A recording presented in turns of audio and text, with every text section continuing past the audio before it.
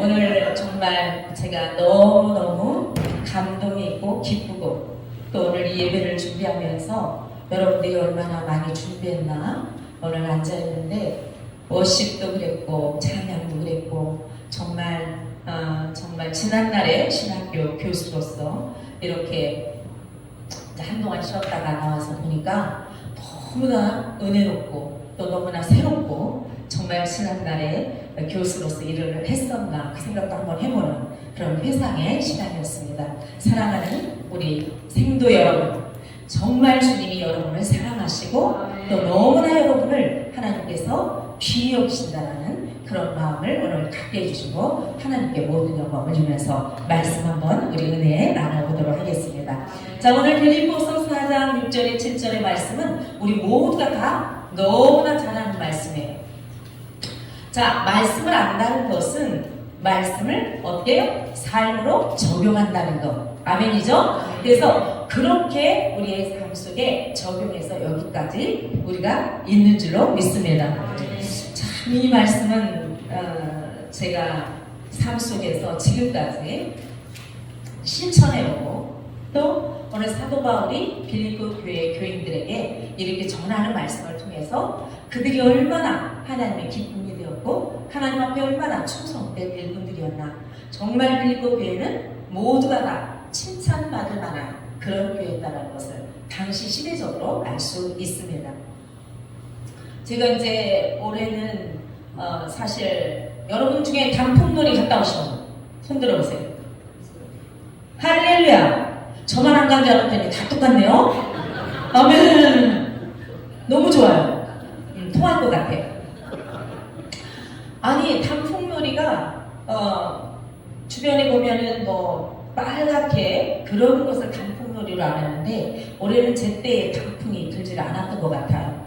파란 걸 보다 보니까 어느새 노란 게 왔어요.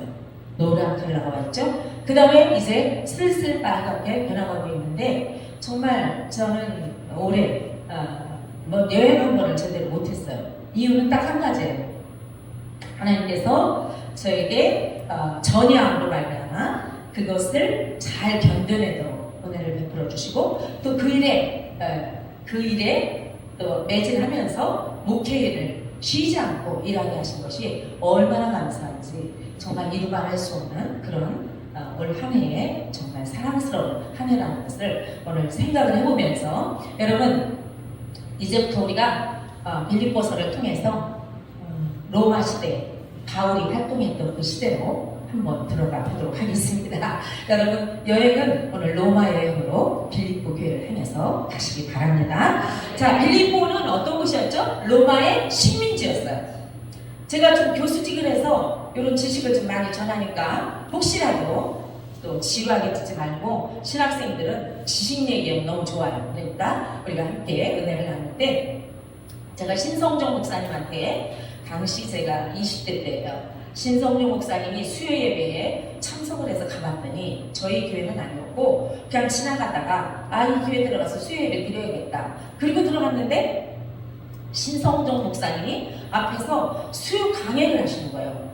얼마나 기뻤는지 몰라요. 제 생에 예수 그리스도를 안 지가 얼마 안 됐을 때예요. 불교 신자였고 절에서 3,000배를 올리는 세 자매가 절에서 살다시피 했던 그런 삶을 살았다가 신성종 목사님이 말씀을 강해를 해주시는데 그냥 들어가서 예배를 드렸는데 그 강해가 제 마음에 꼭 새겨졌어요. 그날부터 이제 우리 남편이 기독교 신자니까 결혼해서 그분의 뜻을 따라서 제가 따라가 봤더니 예수가 그리스도라는 말씀이 뭔지를 알고 나서는 배는 게 없는 거예요. 그래서 믿지도 얼마 않았을 때 가방 하나 딱 메고 일본으로 가서 예수를 전하는 그런 엉뚱한 짓을 하고 잘 모를 때예요.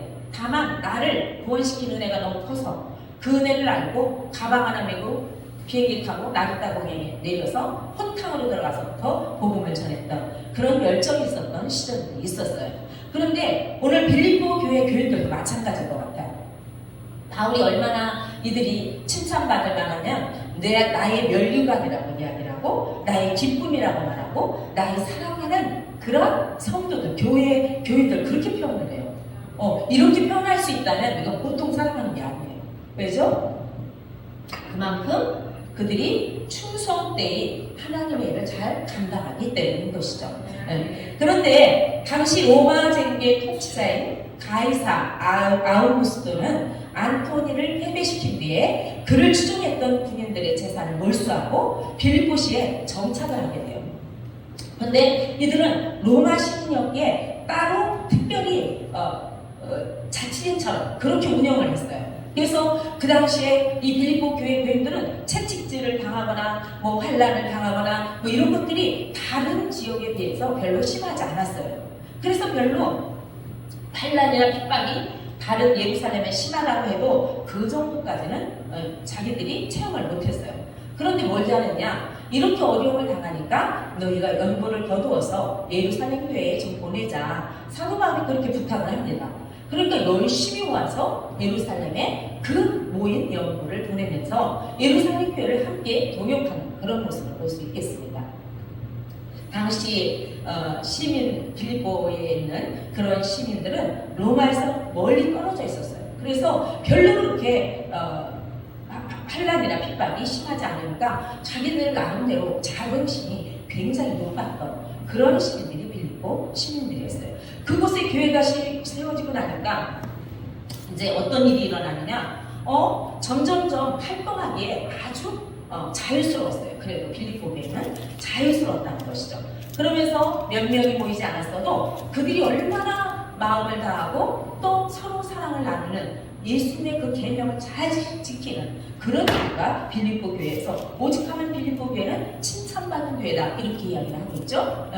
이런 교회였는데 바울이 이제 드디어 옥에 갇히게 되죠. 그때에 그 옥에 있을 때에 이런 연보를 보내면서 바울을 통해 예루살렘으로 그 연보가 전해지기를 바랬던 것, 또한 와서 그들이 얼마나 서로 사랑의 수고를 아낌없이 하는지 그것을 바울에게 들려줄 때 바울은 큰 기쁨이 되었던 거예요.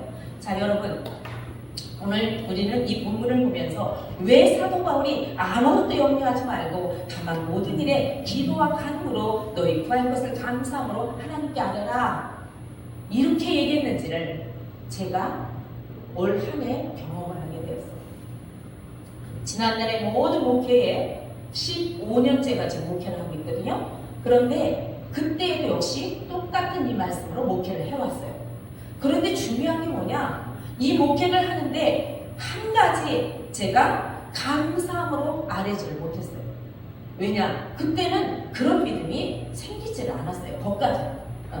그런데 이 폐암이 전이가 되고 나서, 그러니까 원래 암이 있는데 전이가 되고 나서 죽음에 이르고 나니 3개월 산다는 사람이 지금 1년 1개월을 넘어가고 있어요. 3개월 산다고 했는데 1년 1개월을 넘어가고 있어요. 그런데 놀라지 않죠? 절대 안 놀래요. 요즘은 아주 암이라도 하나도 안 놀래요. 여성의 그 장기에서 암이 일어나서 5년 전, 지금부터는 6년 전이죠. 5년 전에 저도 신학 교수로서 일을 할 때에 수술을 하고 한 2년간 열심히 그래도 또 나왔어요. 그런데 그 이후에 몸이 좀 피곤해지기 시작하더라고요. 그런데 외국에, 그러니까 세계 선교의 몇 개 나라를 이렇게 신학교에 가서 강의를 하게 되었어요. 베트남어로 번역을 해서 갔고, 대만어로 번역을 해서 갔고, 일본어로 번역을 해서 정말 다들 가서 성경을 가르치고 열심히 하고 왔어요. 코로나가 딱 끝날 때. 근데 그때에 중요한 게 있었어요. 제가 암 환자라는 걸 잊어버렸어요. 그래서 열대지방을 가니까 사탕수수에 얼음을 넣어서 주는데 그냥 그것을 벌컥벌컥 목이 마르니까 마셨어요. 8시간 감회하고 나면 여기가 이렇게 뱅뱅 돌아요. 더운 나라에서. 그런데 일주일에 다 모든 걸 해야 하기 때문에 그렇게 할 수밖에 없었어요. 그래서 저만 전 시간 다 감당했는데 그때 그 얼음물을 먹은 것이 저에게는 제 체질에 안 맞았던 것 같아요.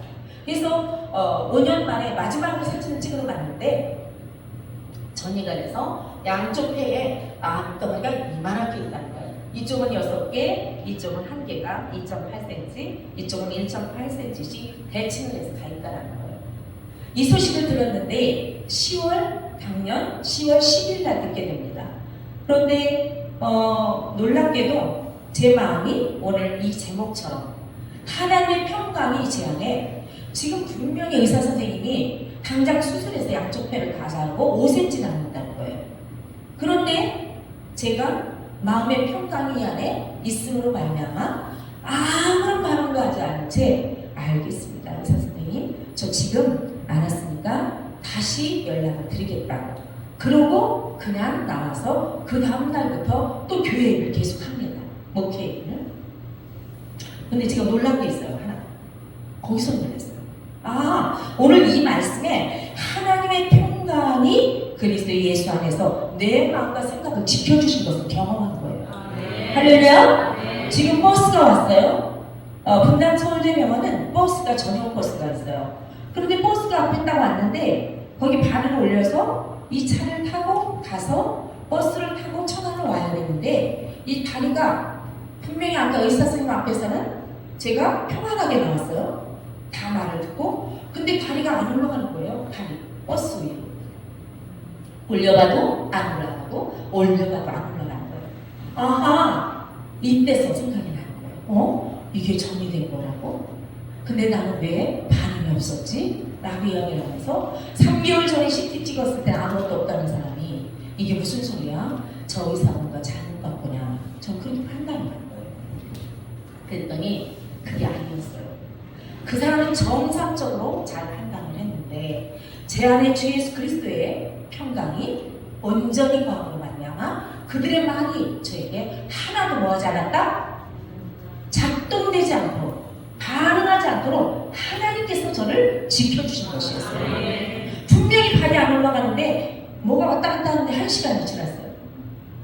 그제서야 내가 진짜 암이 정리된 거야? 이러면서 버스에 이제 그 다음에 발을 올려 계속해서 시내버스 타고 시외버스를 타고 천안으로 왔어요. 교회 안에 와서 앉았는데 아무렇지 않은 거예요. 제 마음속에. 여러분, 어떻게 그 이야기를 듣고 아무렇지 않을 수가 있었을까? 저는 그래서 그때부터 이 빌립보서 4장 6절 7절의 말씀 중에 이 7절의 말씀이 하나님의 평강이 있는 자는 어떤 자다? 결코 하나님께서 그들을 생각과 마음을 다 지켜주시는구나. 이걸 직접 체험한 것입니다. 사도 바울도 지금 어디서 이 말을 하는 거예요? 옥에 갇혀 언제 사형을 당할지 몰라요. 그런 가운데 이렇게 말할 수 있다는 것은 사도 바울이 얼마나 지금 하나님이 그에게 은혜를 주시고 평강의 마음을 주셨으면 이 생각과 마음이 지켜져서 이렇게 표현할 수 있다는 것이죠.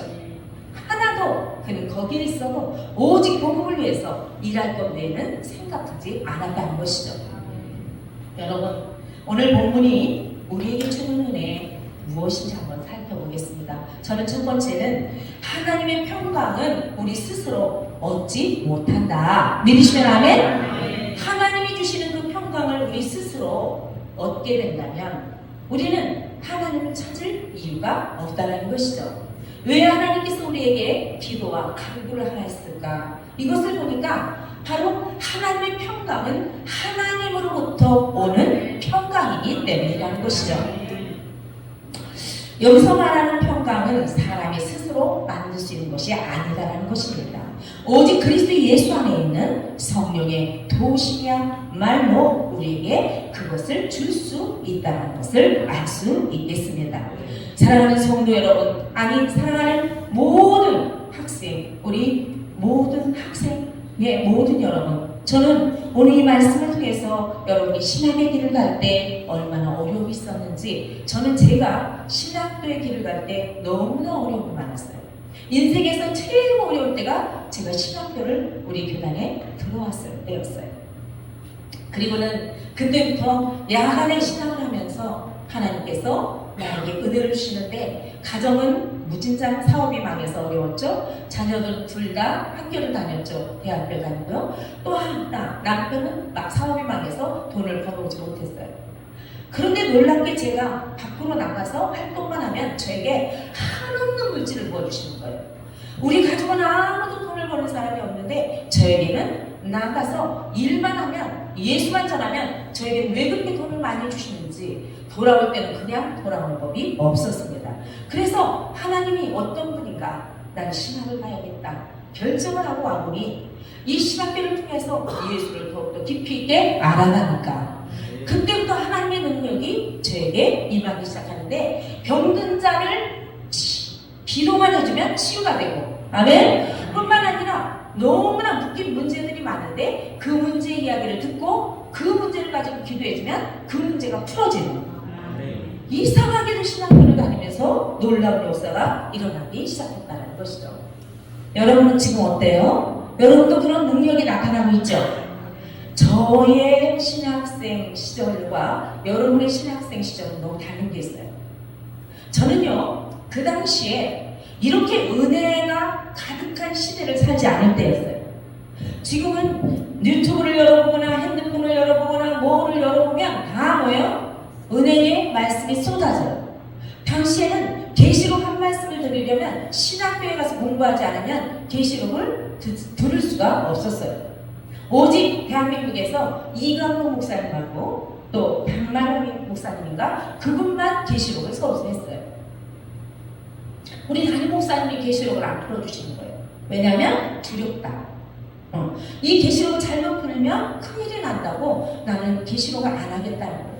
그런데 이 저의 마음은 불이 타는 거예요. 나는 재림예수 오실 때 어떤 일이 일어났는지 난 누군가 나에게 더 절실하게 설명해 줬으면 좋겠다. 그래서 어떻게 하냐, 신학교에 계시록 강의가 있다는 현수막이 붙어서 그때 들어간 것이 목사가 되고, 뿐만 아니라 교회를 4군데나 개척을 하고 지금 개척한 교회가 담임 목사로 15년을 신우하고 있다는 것이죠. 사랑하는 귀한 우리 생도 여러분, 여러분은 지금 어떤 마음으로, 어떤 원인으로, 또 어떤 이유로 이곳에 와 계십니까? 하나님께서 여러분을 부르신 것을 믿으시기를 축원합니다. 우리는 그렇게 왔지만 하나님은 하나님의 계획하심이 어디에 있었냐? 바로 지금 오늘이 성립교회를 통해서, 지금 심호하고 있는 교회를 통해서 하나님 나라 확장을 원하셨던 거예요. 지금 교회는 다 불교 신자들만 가지고, 그리고 개척을 하게 되었고, 불교 신자들만 데려와서 집사, 장로, 안수집사, 권사, 그리고 모든 성도들을 계속해서 만들고 있다는 사실이죠. 왜요? 절에서 어려서 자랐잖아요. 그래서 불신자들 마음을 너무 잘 알아요. 그리고 불신자들의 생각과 불신자들 속에 어떤 것이 있다는 걸 제가 경험했기 때문에 너무나 설명을 잘하고 있다는 거예요. 하나님께서 그걸 아시니까 다 불신자들을 데려다가 이렇게 그리스도인을 만들어요. 이번 또 하강 중에는 너무나 엄청난 은혜가 있었어요. 어떤 게 있었냐면 항암을 받고 와서 암 환자들이 모여있는 그런 요양기관이 있어요. 그래서 거기 가서 한 달 동안 제가 거기에서 또 다른 주사도 맞고 또 식사도 거기 합당하게 먹게 되었어요. 한 주에 160만 원씩 내요. 그래서 4주면은 600만 원이 나가야 되는. 그런데 놀라운 것은 거기에 암을 이제 걸려서 항암을 하면서 온 그 환우들이 다 많은 거예요. 하나같이 얼마나 똑똑한지 몰라요. 하나같이 얼마나 많은 인생에 아주 지식인의 삶을 사는 사람인지 몰라요. 그런데 제가 아무 말 안 하고 그냥 목사라 소리도 안 하고 그냥 그들 속에 가서 하나도 묻지도 않고 그러시군요 이렇게 이야기를 했어요. 그러면서 이제 저는 항암 4차가 되었어요.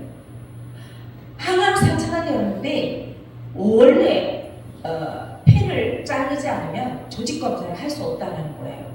그래서 잘라서 조직 검사를 하면 여는 순간 확 퍼져서 그로 생명이 단축되는 거예요. 그래서 저는 수술 안 하겠다. 그리고 조직 검사도 안 하겠다. 그리고 6개월 후에 주님이 부르시면 가겠다.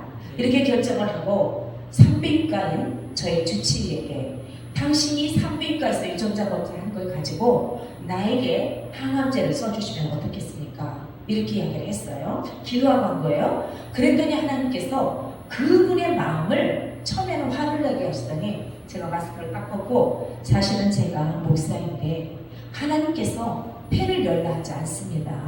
사기의 말인데 이 많은 것을 가지고 어떻게 열겠습니까? 조직 검사를 하지 않을 테니까 저를 6년 전에 5년 전에 했던 조직 유전자로 저에게 치료를 해주시면 어떻겠습니까? 그랬더니 자기는 산부인과 의사지 폐암 의사가 아니라는 거예요. 그러나 제가 책임을 묻지 않아야 할 테니 해주십시오. 그렇게 부탁을 해요. 그랬더니 어떻게 했냐면 그러면 각서를 쓰래요. 그래서 각서를 썼어요. 각서를 썼더니 그 책임을 묻지 않겠다는 그런 각서를 써요. 그런데 하나님은 많이도 안 해요. 딱 2번이에요. 그 7개의 그 폐암을 전체 다 없애주셨어요. 할렐루야. 얼마나 하나님께 영광이 되는지요. 수많은 목사님들이 금식하며 기도했고요. 또한 이제 성도들이 모여서 21일 작전 기도를 했고요. 뿐만 아니라 노예에 있는 그 노예 목사님들이 얼마나 많이 기도를 하셨는지 몰라요. 눈물을 흘리며 세상에 그런 사랑을 많이 받았어요.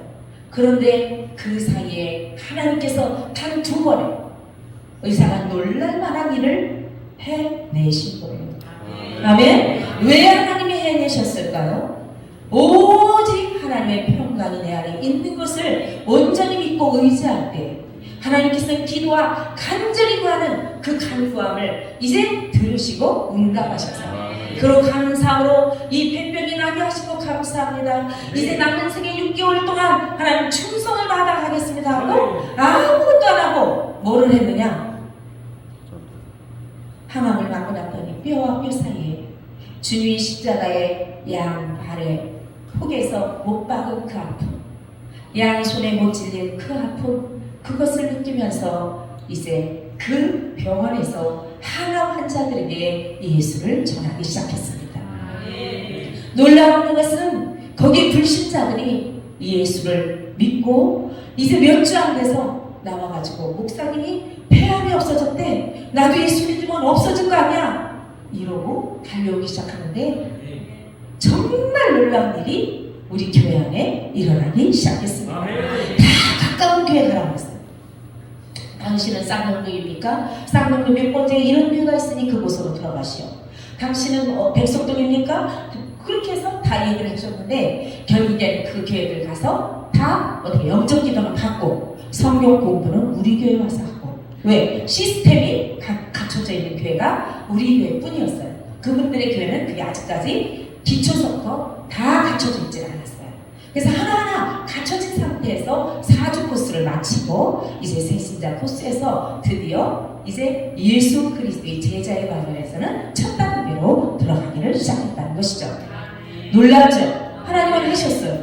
하나님은 저의 이 폐암을 통해서 불신자들의 영혼들을 무려 7명이나 변시켰고 뿐만 아니라 그 치유 집회를 이 아픈 항암 중에 교회에서 치유 집회를 하라는 거예요. 누구를 데려다가 강사를 하나 데려오고 너는 서기가 힘들으니 너는 몸에 손만 대라 그러셨어요. 그래서 강사님이 말씀하시고 저는 손을 대고 그렇게 해서 항암 환자들이 다 모자를 쓰고 와서 안수를 받다가 혈액암이 치료되고 할렐루야 림프암이 해결되고 아멘이죠? 이렇게 하면서 3개의 암이 치유가 되었습니다.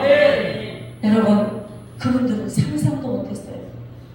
천주교도 갔다가 기천물인가 봐 기천물 여기도 갔다 저기도 갔다 마음대로 돌아다녔던 그들이 이렇게 불교 신자라고 얘기하더라고요. 저한테는. 그러지 않았으면 저는 가까이 안 가요. 데려오지도 않아요. 그런데 막상 와서 보니까 다 돌아다녔어요. 교회마다 또 절마다 다 돌아다니다가 이제 탕자에서 되어서 돌아다니던 그런 방학하는 성도들이었어요. 얼마나 감사한지요. 그러면서 그 남편들이 불신자들인데 그분들이 데리고 오면 치유 집회 오면 당신도 예수를 믿으시면 좋을 것 같다. 남편은 오히려 또 전도를 하는. 그래서 얼마나 하나님이 기뻐하시는 이번 저의 그런 전이 된 그런 암 기간이었던 그런 시간들이었습니다. 여러분 제가 스스로 할 수 있었을까요? 결코 아니라는 거예요. 하나님이 예수 그리스도를 믿고 영접하는 자들에게 보혜사 성령님을 보내주셔서 그런 주님의 뜻을 이루도록 저를 이 폐암을 통하여 저를 뭘 테스트한 걸까요? 통과할 수 있나온가를 한 번 더 테스트하신 거예요. 저는 이 일을 통해서 이제 엄청난 온누리 성립교회 천안에 그 교회의 성전 건축의 고레스를 나타나게 하는 엄청난 일을 하셨습니다. 그리고 지금은 회에 아무 조항이 없습니다. 할렐루야. 그래서 이제는 밖으로 나가는 일들을, 외부를 절대 안 나갔어요. 그런데 학장님이 우리 신학생들이 이런 집회가 있으니까 목사님 좀 오셔서 그날 말씀을 나눠주셨으면 좋겠습니다. 이렇게 말씀하실 때 제가 하나님 이제는 이 신학교를 통해서 외부로 나아가라 하신 말씀으로 듣고 이제 초대를 하는 곳곳마다 이제는 아멘 하겠습니다. 그래서 오늘이 그동안 항암 치료하면서 첫 외출을 하는 또 첫 하나님 앞에 영광을, 물론 천안에서는 같은 지역이니까 했어요. 그런데 이렇게 외주를 나온 오늘 첫 시간입니다. 그래서 스케줄이 지금 이제 차 있어요. 다음 주에도 있고 그 다음 주에도 있고 이제부터 여기가 시작입니다. 자, 오늘 왜 하나님께서 그럼 저를 이곳에 세우셨을까?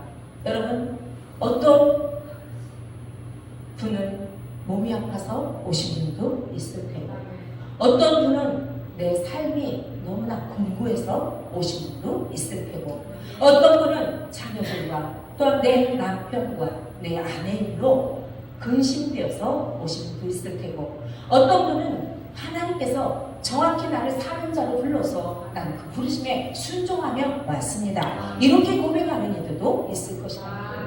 그런데 하나님께서는 마지막 목적은 뭐요? 하나님의 영광을 위해 우리 모두가 예수의 제자가 되기를 원하신다는 것입니다. 아멘이죠? 아멘. 어떤 이유에서 왔든지 우리 모두는 하나님의 영광을 위해서 이곳에 온 것입니다. 여러분, 하나님이 우리에게 평강을 주신 것은 하나님께서 우리에게 주신 선물이라는 것을 반드시 기억하기를 주님의 이름으로 축원을 드립니다. 여러분, 추수감사절 지난주 보내셨죠? 그때에 여러분이 추수감사절을 통해서 모든 일에 감사하셨습니까?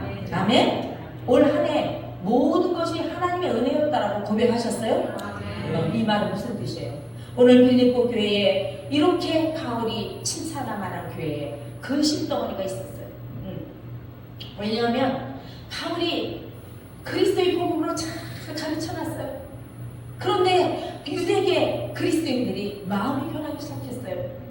아니 바울이 감옥에 들어갔다니 그가 감옥에 왜 들어가? 복음을 받아들인 우리에게 예수는 그리스도라고 살아계시다면서 왜 감옥에 들어가냐고 이렇게 말할 수 있겠죠? 여러분도 마찬가지예요. 왜 김은미 목사님 왜 암이 걸려? 저분이 왜 충성하는데 왜 암이 걸리는 거야? 할 수 있잖아요. 그런데 오늘 사도 바울의 이 고백을 보면 놀라운 은혜의 고백이 있다는 거예요.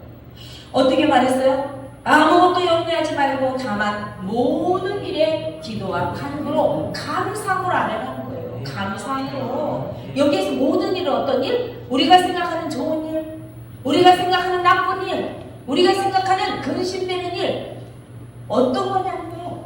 어떤 거. 여러분 각자가 어떤 근심, 모든 염려가 있느냐는 겁니다. 그럴 때 어떻게 하는 거예요? 감사함으로 기도하며 간구하라는 것입니다. 아멘이죠? 아멘. 수술을 안 하겠다고 날짜가 가까워 오니까 수술할 날짜가 점점 가까이 와요. 그런데 수술할 날짜가 가까이 오는데 예약을 안 하겠다고 했는데 남편이 해놨어요. 그런데 그 날짜가 가까이 오니까 제 안에 있던 평강이 무너지기 시작해요. 어떻게 무너지냐? 나 수술하면 금방 죽는데, 나 수술하면 복음 못 전하는데, 나 수술하면 우리 교회 어떡하지? 모든 거 준비하면서 갑자기 수술 날짜가 가까이 오니까 견딜 수가 없어요. 그래서 어떻게 하는지 아세요? 여러분, 성막 교육받은 무슨 교회죠? 아니 거기 네, 거기가 무슨 기도원이었다? 광흥기도. 제가 참을 수가 없어서 3일만 기도하고 오겠다고. 왜? 여기 교회에서 기도를 하면 자꾸 성도들 기도만 하고 있는 거예요. 제 기도를 안 하고 있는 거예요. 자꾸 중보 기도를 안 하고 있는 거예요. 그래서 전자만의 시간을 짜고 갔어요. 3일, 2박 3일 금식하며 하려고 했더니 몸이 너무 약해져서 금식을 못했어요. 그냥 밥을 먹으면서 계속 예배 참석하면서 제 기도만 올려드렸어요. 감사하고 그때 올려드리면서 아버지, 제가 수술을 하면 저는 아버지 품에 그냥 갈 것 같아요. 저는 그것이 좋아요. 말씀을 하니까 믿습니다. 그런데 지금 목회, 교회, 당장 목회자 교회하고 그리고 이 지금 현재 집사들 세울 자고 또 등등등 뭐 많은 일이 있었겠죠? 그거 네가 왜 염려해? 이 소리 한마디만 하면 수술하러 들어갔을 거예요. 그 소리 제가 들렸으면. 그런데 하나님은 어떤 분? 인격적인 분. 하나님 우리의 소원을 들어주시는 분. 그리고 우리에게 그 소원을 만족하게 하시는 거예요. 너무 우리 주님은 잘하셨던 거예요. 그래서 뭐라 하셨냐? 첫날에 예배를 드리고 밥을 못 얻었어요. 둘째 날 서울대병원에서 전화가 옵니다. 내일 모레 오실 때 이런 준비를 해갖고 오세요. 네, 알았어요. 그런데 수술 연기할 수는 없습니까? 그랬더니 안 된대요. 6개월이 걸린답니다. 그래요? 알겠습니다. 그러면 알았다. 그리고 이제 전화를 끊었어요. 다음날 새벽 기도가 끝났어요. 기도원에서. 그리고 나와서 8시가 됐어요. 문자가 뜰을 봅니다. 서울대 분당 의료 파업으로 인해 수술을 연기할 수밖에 없습니다. 할렐루야! 할렐루야죠? 여러분, 하나님이 저에게 응답하신 것은 수술하지 말라는 겁니다. 아멘이죠? 왜? 연기를 시켰기 때문에. 저는 일단 하나님의 응답을 받았어요. 그리고 그때 어떤 일을 또 벌이냐, CD를 가지고 다른 병원들을 찾아가기 시작합니다. 당신들이 전화를 하겠대요. 날짜를 안 잡아주고. 그리고 다른 병원들의 최고의 의사 선생님들을 영상을 가지고 다니며 묻습니다. 제가 이것을 봤을 때 전문가가 볼 때 제가 이 수술을 할 수 있습니까? 없다는 거예요. 그러면 마지막으로 삼성병원의 1인자인 그 교수님하고 2인자가 있었어요. 근데 1인자한테 제가 접수가 되지 않고 2인자한테 있는 거예요. 그래서 들어갈 때 너무 실망을 해서 뭐라고 했냐면, 있잖아요. 하나님, 기도가 합니다. 아버지, 오늘 제가 이곳에 들어가서 저 교수님하고 만날 때 주님, 제가 첫 마음으로 들었던 마음 어떤 거였냐면 그냥 산부인과 유전자로 항암을 해달라고 하는 마음, 그것을 그 의사를 통해서 듣게 해주세요. 그래서 근데 어떻게 했을까요? 이분은 저를 만난 적이 없어요. 오늘 처음 만났어요. 그런데 뭘 하시냐? 너무나도 난 그 이름을 잊어버릴 수가 없어요. 그 교수님은 김호중 교수예요. 잊어버릴 수가 없어요. 그래서 뭐라고 말씀하시냐? 이건요, 수술할 수가 없는 자리예요. 어떻게 등판에 붙은 것을 떼낼 수 있습니까? 이거 조직을 떼면 조직 떼다가 돌아가십니다. 뭐 때문에? 천국에 나서 돌아가신다는 거예요. 하나님께서 저한테 분명히 수술하지 마는 마음을 주셨죠? 수술하지 않도록 하나님께서 은혜 주신 거예요. 놀라운 것은 그럼 교수님, 죄송한데 저희 주치의한테 그러면서 주치의한테 가래요. 다시 그러면서 아까 유전자를 통해서 항암 치료해달라는 거예요. 그럼 저한테 작은 소견서를 한번 써주시면 안 되겠어요? 제가 말하는데 그분은 믿지 않을 거예요. 제가 수술하기 싫어하는 줄 알 거예요. 그랬더니 그래요, 써줄게요. 그러나 가면 혼날 겁니다. 그러더라고요. 자존심 때문에. 써줬어요. 그걸 가지고 그 교수님한테 가서 그걸로 해달라고 했더니 8월 처음에는 종일조질 날려 그러면서 어디 와서 서울대에 삼성병원을 갖다 비추냐고 이렇게 이야기를 합니다. 그러나 또 한 번 말씀을 드려서 저를 그걸 해주세요. 그래서 사인을 하고 그것을 받았더니 어떻게 됐어요? 2차에 정리가 싹 된 거예요. 할렐루야. 그리고 불안해서 다시 맞는 게 아니에요. 의사는 자기들의 기준이 있다는 겁니다. 자기들은 치유할 때 기준이 있대요. 지금 이게 안 보인다고? 이건 정말 놀라운 일입니다, 목사님. 이건 있을 수 없는 일이에요. 믿지도 않는 그분이 그렇게 이야기해요. 이건 정말 기적입니다. 그런데 저는 의사입니다. 제 고집대로 항면역을 계속 해야 되겠습니다. 이렇게 이야기해서 지금까지 6주에 한 번씩 780만 원짜리 주사를 계속 맞고 있습니다. 하나님께서 돈도 저는 없어요.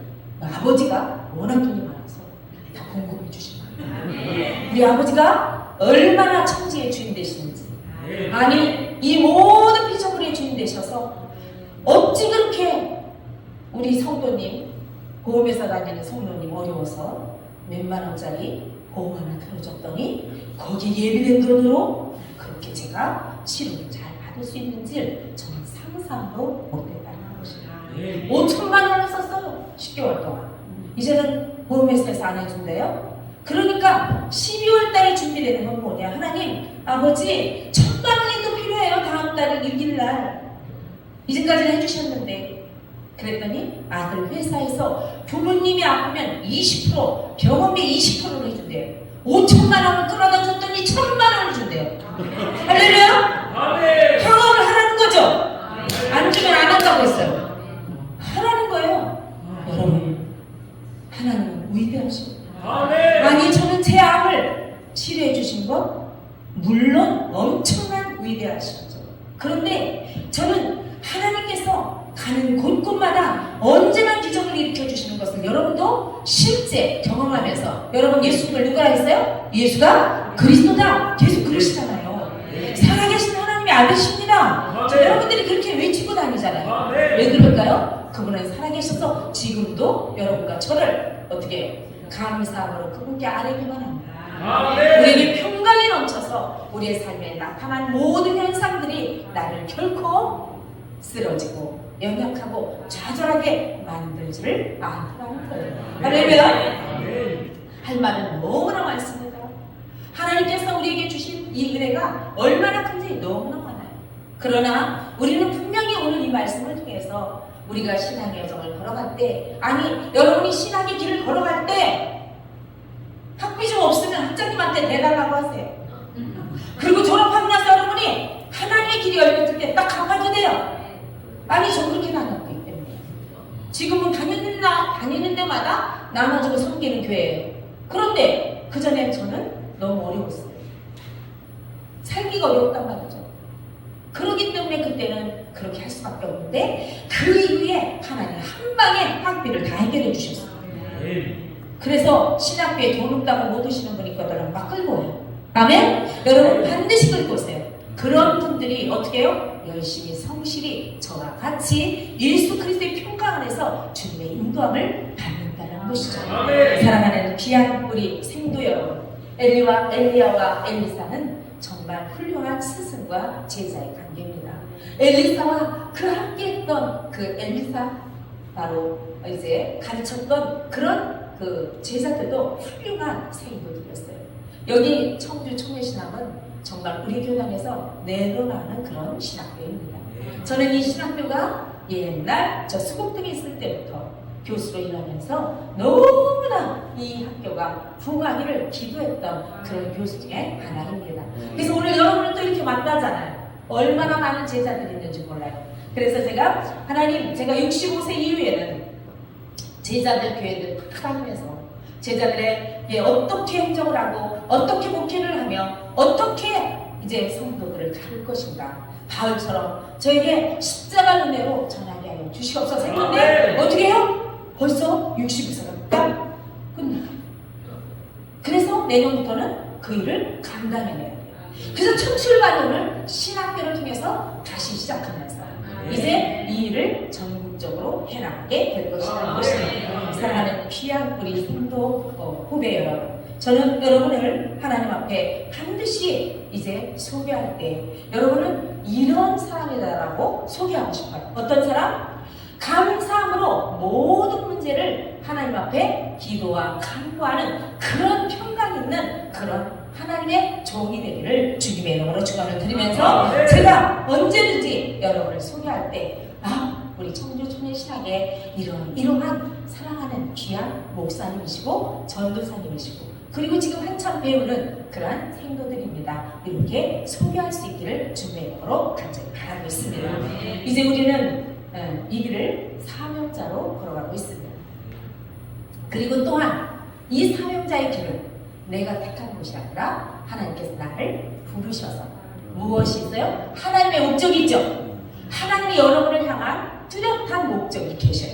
하나님의 목적을 따라 우리는 지금 이 자리에 왔어요. 그리고 하나님의 목적을 따라 지금 쓰임받고 있습니다. 제 머리가 짧지만 제 생애는 이런 머리는 처음이에요. 그런데 머리가 참 흥미가 있어요. 그랬는데 이렇게 쇼트를 하고 보니까 머리가 지금까지는 안개 이 정도 기는 거거든요. 근데 얼마나 제가 새로운 각오가 새로운 다짐생인지 몰라요. 머리 하나 바뀌었는데 제가 더 힘있게 나갈 수 있는 그런 예전의 모습하고 다른 엄청난 힘이 이 안에 작동하고 있다는 거예요.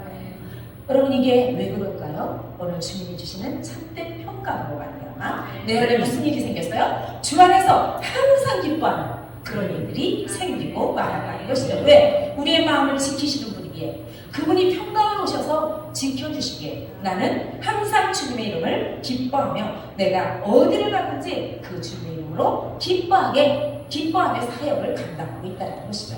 여러분 주 안에서 항상 기뻐하시는 여러분과 제가 되기를 주님의 이름으로 축원을 드립니다. 바울은 감옥에 있는데 왜 기뻤어요? 예수님을 위해서 죽어줄 수 있는 게 얼마나 기뻐요. 예수님을 위해서 예수님의 복음을 전하다가 죽는다는 것이 얼마나 기뻐요. 이 기쁨을 알았던 거예요. 손양원 목사님처럼 두 아들이 일본 그 정말 생각만 해도 일본 순사한테 두 아들이 죽잖아요. 순교를 당하잖아요. 그런데 어떤 감사를 했어요? 내 두 아들이 미국으로 유학을 보내려고 하는데 하나님께서 천국으로 유학을 보내주시니 진심으로 감사합니다. 이렇게 고백할 수 있었다는 거 이것이 정말 쉬울까요? 아니요. 손양원 목사님 안에 하나님의 평강이 들어 있었기 때문입니다. 그래서 하나님을 기뻐하고 그렇게 순교된 것을 기뻐했던 손양원 목사님처럼 우리도 지금 이 시간에 여기와 하나님의 말씀을 들으며 우리의 사역이 때로는 쉽지 않고 어렵다고 할지라도 그것은 하나님께서 내게 주신 최고의 감사의 조건인 것을 여러분 깨닫기를 주님의 이름으로 축원을 드립니다. 네. 내 상황이 감옥에 있어도 기뻐할 수밖에 없고 바울과 실라가 감옥에 들어가서 기뻐하여 찬송하다가 즐거워하는 찬송을 부르다가 옥고가 다 풀려지는 역사가 있었던 것처럼 우리는 어떤 상황에서도 주를 항상 기뻐하며 내가 사명자로 온 것이 얼마나 기쁜 일인지 감사함으로 아뢰 때 어떤 일이 일어난다? 놀라운 일들이 계속해서 기적으로 우리에게 보여주신다는 것이죠. 다윗은 시편 37편 4절에 여호와를 기뻐하라 그가 네 마음의 소원을 이루어 주시리라. 아멘이죠? 바울은 데살로니가 교회에 데살로니가 전서 5장 16절을 통해서 항상 기뻐하라 이렇게 말씀하고 있습니다. 이것이 하나님을 향한 하나님께서 나를 향한 하나님의 뜻이라고 이렇게 분명히 말해주겠다는 것이죠. 이제 우리는 새롭게 죄를 감당해 내야 될 줄 믿습니다. 여러분 이제는 하나님께서 벌써 한 해가 다 갔잖아요. 이제 한 학기밖에 안 남았죠. 1년의 과정을 통해서 이제 열심을 해서 한 해를 좀 한번 마무리해보면서 내가 그동안 다 하지 못하는 공부 여러분 신학교 시절에 공부 그렇게 열심히 하기가 어려워요. 실업자 아닌다면 직장 다닐랴 학교 다닐랴 공부하랴 예수님도 알아가랴 또 기도해야 하랴 너무 많은 시간이 필요합니다. 하지만 분명한 것은 하나님의 평강이 내 안에 있으면 세상 어떤 상황이 환란이 핍박이 고통이 또한 모든 근심이 내게 위협할 수 없다는 것이죠. 그 평강을 주님은 나를 지켜주시고 하게 하신다는 것입니다. 야고보서 5장 13절에 너희 중에 고난당하는 자가 있느냐 기도할 것이요 즐거워하는 자가 있느냐 그는 찬송할지라. 아멘. 이렇게 말씀했습니다. 오늘 찬양을 부르시는 우리 후배 생도 여러분을 보니까 너무나 정성고 찬양 아멘이죠. 저도 끝날 때는 찬양한 곡 부르고 싶어요. 어떤 찬양을 부르고 싶으냐면요, 내 마음 깊은 곳이니까 미가엘에 나온 건데, 저는 한 곡 부르고 싶은데, 아무튼 그거는 좀 이따 준비하고요. 마무리를 짓도록 하겠습니다.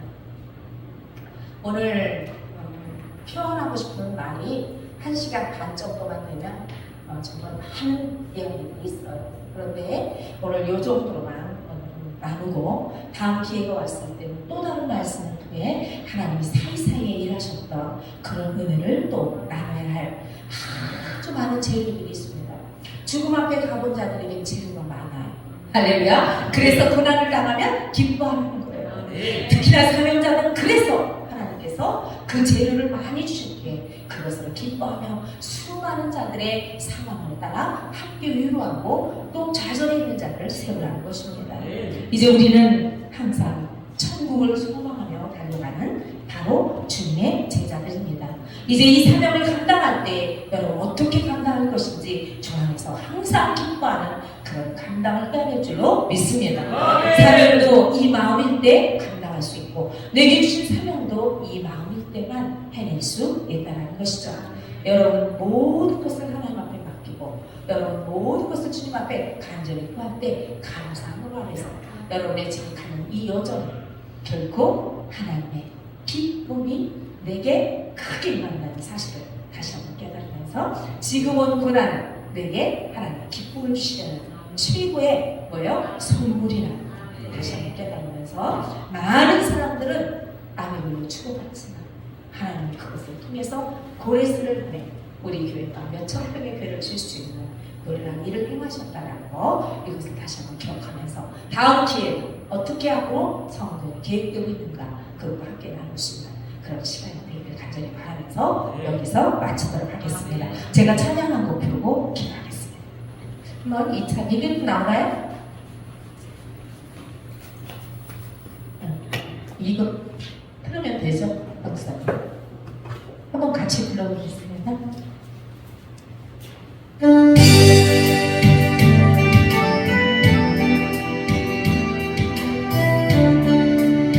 제 요즘의 마음 상태입니다.